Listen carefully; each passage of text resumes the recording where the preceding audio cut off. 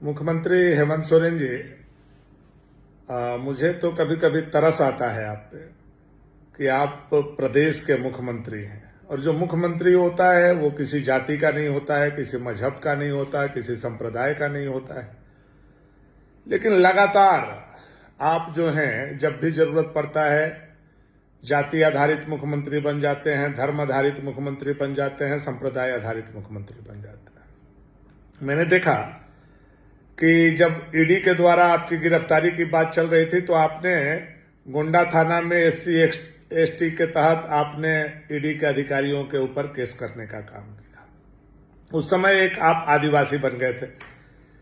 पुनः जब मैंने अभी कार्यक्रम में कहा कि हेमंत सोरेन सरकार को गट्टा पकड़ करके उतार दिया जाएगा, तो आपको आदिवासी अस्मिता जग गई और आपको लगा कि मैंने किसी जाति विशेष के व्यक्ति को बात बोला। मैंने मुख्यमंत्री को बात बोला था, मैंने सरकार की बात को बोला था कि सरकार को हम लोग गट्टा पकड़ करके कुर्सी से उतारेंगे, मुख्यमंत्री को गट्टा पकड़ करके कुर्सी से उतारेंगे, हेमंत सोरेन जी को गट्टा पकड़ कर।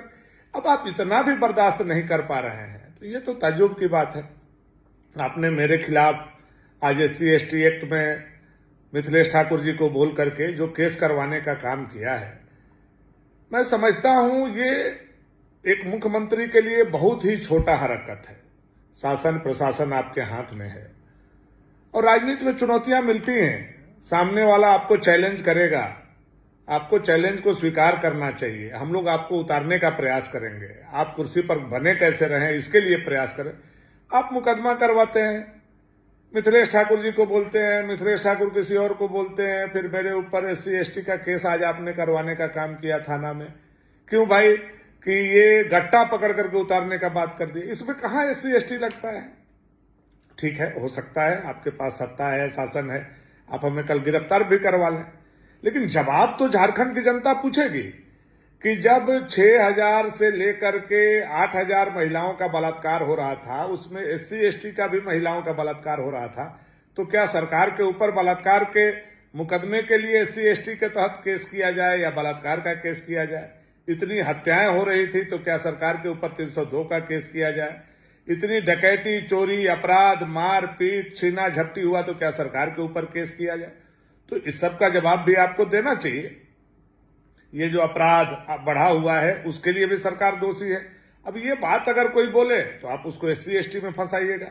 तो बाबा भीमराव अंबेडकर साहब ने SC/ST को इसलिए ये नहीं दिया था कि आप सत्ता शासन पर बैठेंगे तो भी आप जवाबदेही से भाग जाइए और जवाबदेही को नहीं स्वीकार कीजिए, और कोई जवाबदेही आपको ख्याल कराए तो आप उस पर SC/ST एक्ट करा दीजिए।